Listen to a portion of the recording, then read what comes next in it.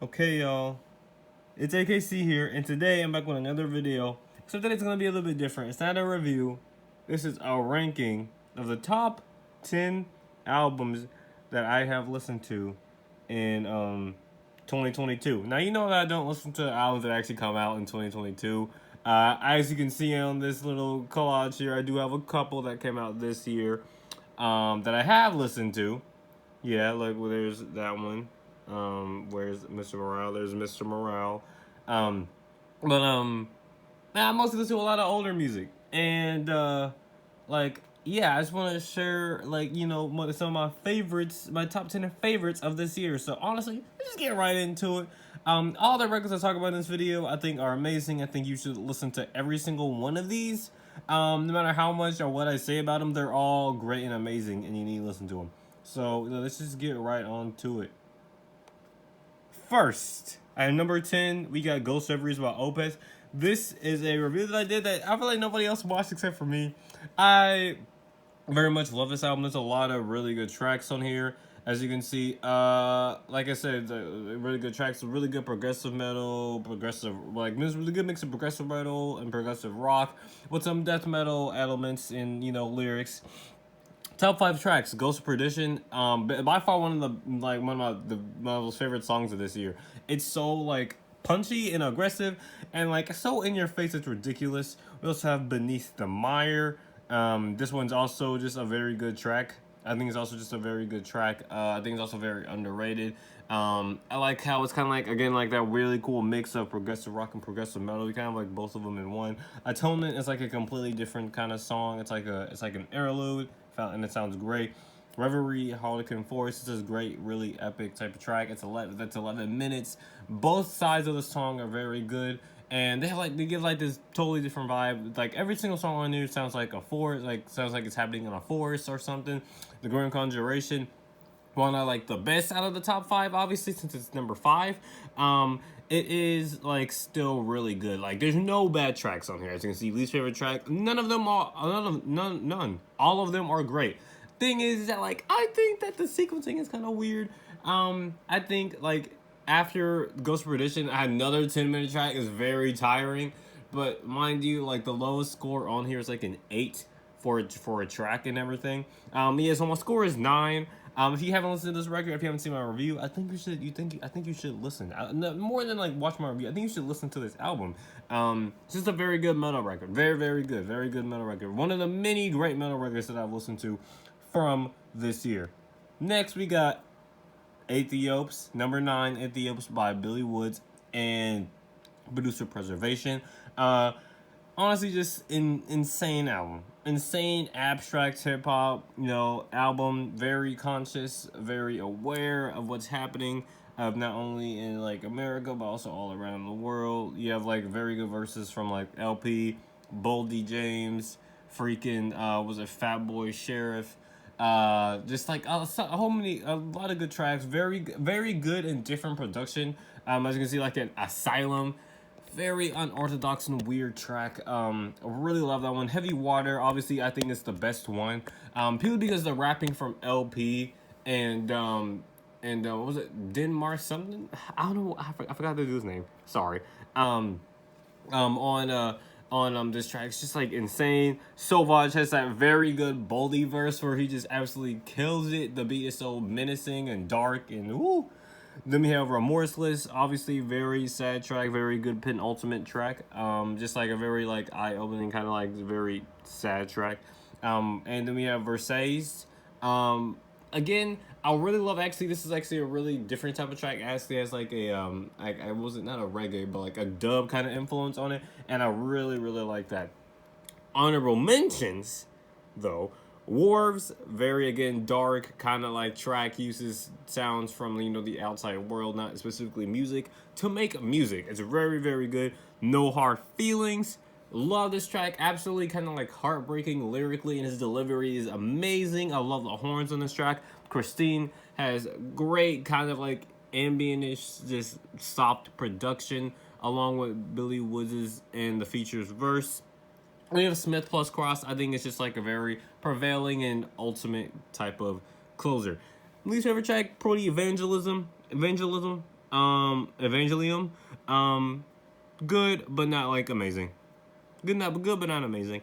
Final score 9. Definitely check this one out. Definitely check this one out. Then we go to LP by JPEG Mafia. This one came out last year, but like, man, is it so good. It's so freaking good. It's so different in its sounds and everything.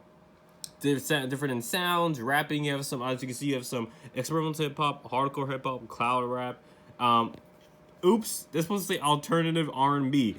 Not alternative hip hop. A lot of alternative R&B too. Obviously, the best track is Hazard Duty Pay. Love the sample. Love his delivery. He just has like great bars and everything. Freaking Rebound and Stain track. I was hooked on that track for the first part of 2022 so much.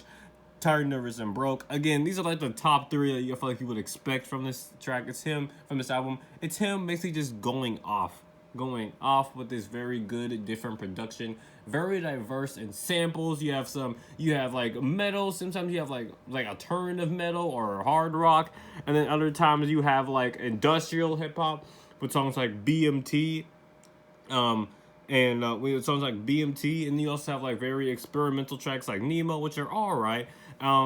But then you have like other songs like Are You Happy, which the bass on that song is so good. I also love the really weird like boom boom like bass type of sounds on it. And also Dirty is just great track. I love like the like the very industrial sound, if you know what I mean. It sounds like the beat is he made the beat in like a factory. Like it's amazing. Honorable mentions, like I said, we have end credits with alternative metal, very aggressive type style, very great song. It's just something that holds up with the rest of the songs. Then we got Thoughts Prayer. Again, very good track. I actually love that how different it is. It's actually really more like singer and songwriter than like, you know, actual hip hop. Again, it's that R&B sound that I was talking about. Then we got a fire emoji. I don't know how to type the fire emoji on the computer, so fire emoji. This one is great, and I think I love the beat. I love how it progresses. It really reminds me of a lot of tracks from EP2, which I actually really like. Then we have OG. Very very good sampling of mid-school hip hop, and it's very nice. I really love it. Next, number 7, we got Power Slave by Iron Maiden. Another metal freaking album. I listened to so many metal albums. And this one, I feel like it's just simple. Very good instrumentation. The riffs on here are insane. Like, I love that bass. The bass like rides along with everything else so well. Extremely epic. A lot of really good parts. I would say best track is definitely Power Slave, the title track. Man, I love the one melody where it goes like dun dun dun dun dun dun. It reminds me so much of progressive metal, and I really love like the progressive metal, progressive rock type music. Then we go to Rhyme of the Ancient Mariner. Rhyme of the Ancient Mariner. Again, just a very epic, slow, kind of a burner type of track. It's 13 minutes, and not a single second is wasted. Aces High is probably the most popular track from here, and it's understandable. Bass is insane. The bass, again, is insane. It's just like a very, very upbeat and energetic track. It gets your head pumping. Pump. Perfect for, like, you know, working out or something. Then we have Flash of the Blade, which is actually a little bit more, I feel like, you know, like thematic, I guess, you know what I mean? It's basically just this dude who likes, you know, swinging around his sword. Not the other type of sword, the actual sword, you know. And then we got Lost for Words, just a very good instrumental. I feel like not instrumental, but the fact it's called Lost for Words because there's no lyrics in it, and I really liked how they deal with that. And I actually like how it's called Lost for Words, Big Oorah, because it's like they're saying a lot with their music, and then they're saying a lot, but they're saying it with their music, and you don't really need to say a lot. You know, like lyrically, you know what I mean? It's like the music speaks for itself. Honorable mentions, Back in the Village. I feel like it's like an underrated track. I just wish that it was like different. I think it's like a little bit too long, but it's definitely good. And The Duelist, I actually really love this track. I love the different, you know, I guess the riffs and the breaks, you know, from the lyrics on this track.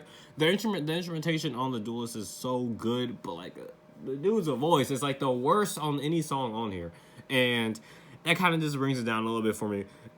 Least favorite tracks, again, none. All of them are good. I don't know. I just wish I liked it more. I don't know why I don't like it more. Maybe it's because it's from the 80s and I kind of already have a bias towards it. And I'm not really an 80s person. I'm not really one for 80s music. But still, amazing album. Great album. Definitely give it a listen. Number 6, A Love Supreme by John Coltrane. Woo! What do I even say about this album? So obviously, there's only 4 tracks on the album, so saying top 4 tracks is kind of weird, but I wanted to keep it kind of consistent. So top 4 tracks, we got Resolution. Again, very good. I think honestly I underrated this track when I first listened to it. When I first listened to this album, it's just great, man. Like just the way how it progresses throughout the song, how the song progresses, it makes me love it more and more. Let me get Pursuance. Freaking, I don't know why I didn't mention this sooner. I guess the drumming on this is great, and the drum solo at the beginning of this song is great. I love how it's like super aggressive in your face in a way. I love how the sax and everything is super aggressive in your face in a way. You know, it's to show that like John Coltrane is pursuing this person or religion or whatever. You know what I mean? Then we go to Acknowledgement. Great opener. I love how it just, opens up like this very windy, lush type of just brash, just instruments. It sounds very in your face in the way that it starts and like really just calm. It's like the calm before the storm, before Resolution, because Resolution's right after this. Then we go to Psalm, and I think this is a good track, but it's just like it's 7 minutes. And like it's a very slow 7 minutes, but it's a very good 7 minutes. It's a closer. So I expected from that. Again, there's no bad tracks since it's only 4 and they're all good. Again, I think this is a 9.5. Definitely give this one a listen. If you want to get into jazz, I think you would like this. I think you would definitely like this. Next, for number 5, I have Sometimes I Might Be Introvert by Lil Sims. I'm pretty sure I don't know if you guys have.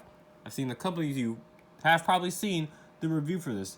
And, yeah, I still stand by that review, of course. This is still, like, a great freaking album. So many different styles. And, like, see those genre tags? Those lie to you. First, you have, like, some good ribbity, rapping type stuff.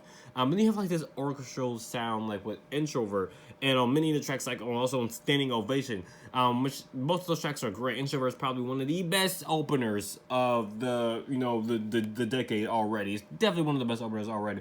I Love You, I Hate You. It's probably my favorite track. I mean, there's so many other tracks I think are so good. As you can see, it's one of my honorable mentions. But I think I Love You, I Hate You, just like, it's just, man, like this, the way how the song progresses is so good. It's so good. Like the way how she's rapping. I love how, the sampling kind of contradicts her and her words at some point. I really love it.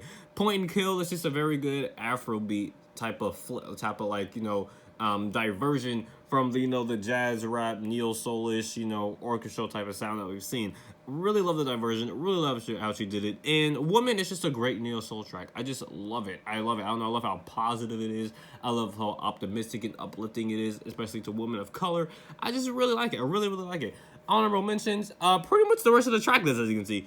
All these songs are good for different reasons, and I think they could have gone on the top 5 of the album, but I just think those 5 just they sit with me the most. They sit with me the most. Least favorite track, honestly, I would say, of course, is Rolling Stone.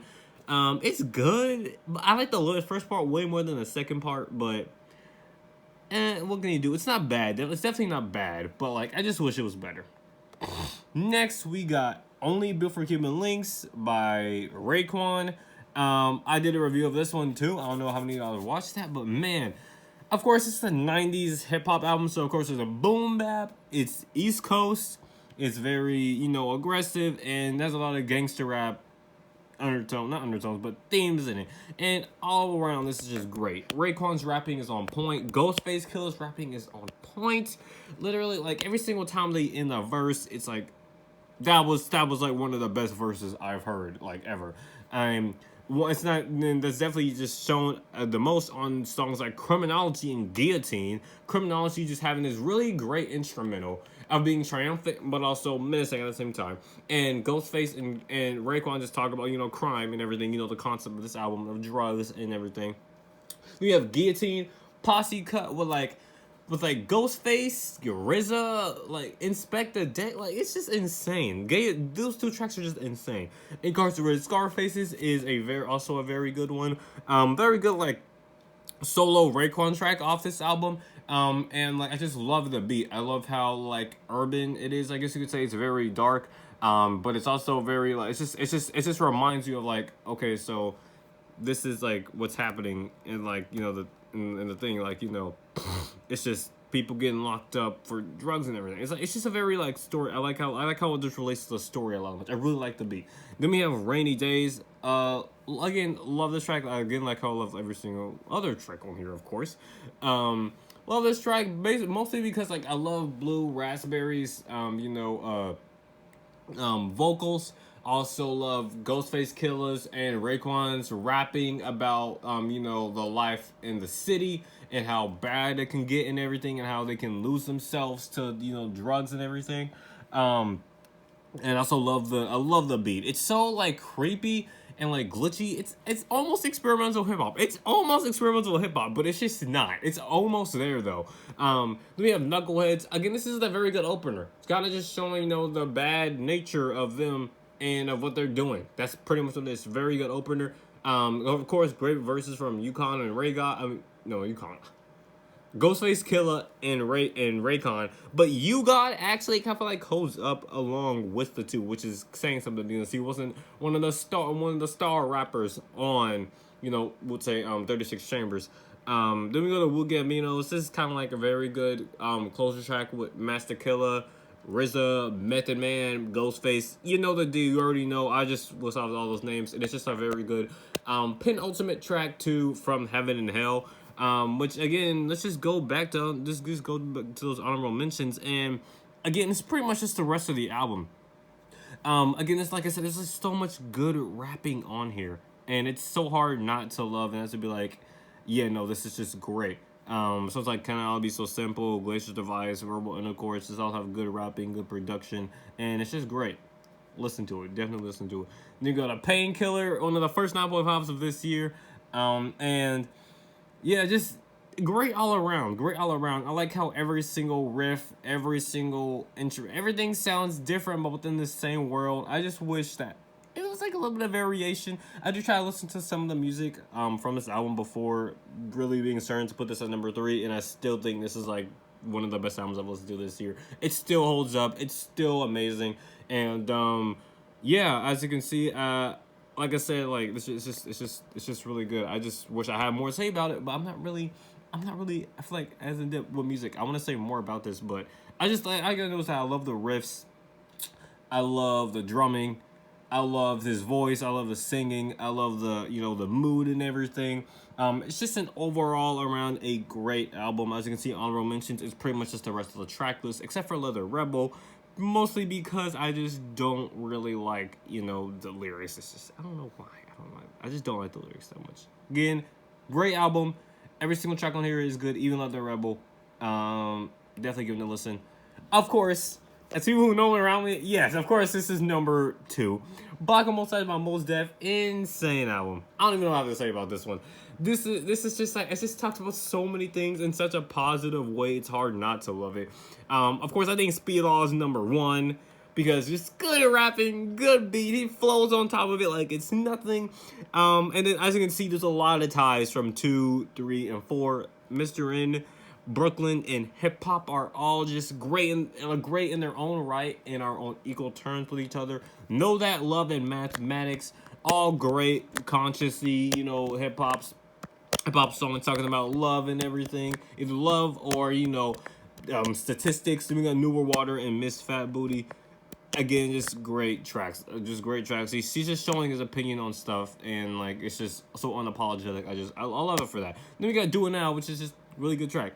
Honorable mentions. Miss Fat Booty's there 2 times. That was not supposed to happen. Sorry, y'all. Honorable mentions: God, Umi Says, Habitat, and May December. All good tracks.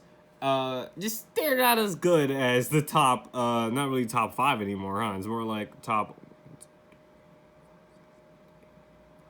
10. It's more like top 10, huh? Yeah, they're just not as good, but And that isn't really saying much since it's Black on Both Sides by Mos Def. Least favorite track, by far probably Rock and Roll. It's all right. I just wish that he just didn't have that one hardcore punk part at the end. Eh. Again, great track, a 9.5. Definitely give it a listen. Wholeheartedly believe you should give this a listen. And finally, as you guys probably would know, it's Feedbacker by Boris. Now, someone might be wondering, like, well, how's this top when, like, you just raved the heck out of Black on Both Sides? A lot of people around me know I love Black on Both Sides. How is this still on top? And it's just so, and I think it's because it's just so different and innovative. I didn't even expect this album to sound like what it did when I first listened to it. And, it's just great. It's just great all around. I re-listened to it recently, just because I wanted to, and like just the whole album. I just love it thematically, sequencing wise. It's just all around great. It's like hard for me not to not put this at number one, and like I don't really have nothing really bad to say about it. I really honestly don't. I mean, I guess I do, since it's not a 10, it's a 9.5. I guess the reason why is I think the pacing could be a little bit better. Other than that, every single track on here, it just says something that speaks something to me. And like every single track has something that like I just really love. Like the long, like, you know, not I won't say drawn out, but long and developed part of Feedbacker Part 2. Feedbacker Part 3 being an insane follow up to Feedbacker Part 2. Then Part 3, then Part 1 just being a great opener. Part 5 kind of bringing it all back together and with every other element of the album on it. And then Feedbacker Part 4. Again, it's just, I would say it's not as good as the rest, but like it's still a really good aftermath after the mind-blowing of Feedbacker Part 2 and Feedbacker Part 3. Obviously, there's 5 tracks, there's no honorable mentions. Least favorite tracks, again, there are none. I think this is a 9.5, and I think out of all the albums, I would recommend this one the most. Like, it's just so, I love it so much, and it's so different. It's so different, and no matter how much I come back to it, I always find myself, like, liking it, like, just as much as I did then. So definitely give it a listen. And, yeah, that'll be all. Yeah, that's all. As you can see, that's my number 1 pick. Again, like I said, I think you should listen to all these. I cannot wait for next year. I'm gonna have a video about what review of this year and what I would do for next year. Yeah, I hope you guys like this video. I hope you give every single one of these albums a listen. Some of them are longer than others, but I hope you just give them at least like a try, like a track or so. At least the tracks I put in the top 5, or top 3, or whatever you want to do. Yeah, I guess I'll see ya.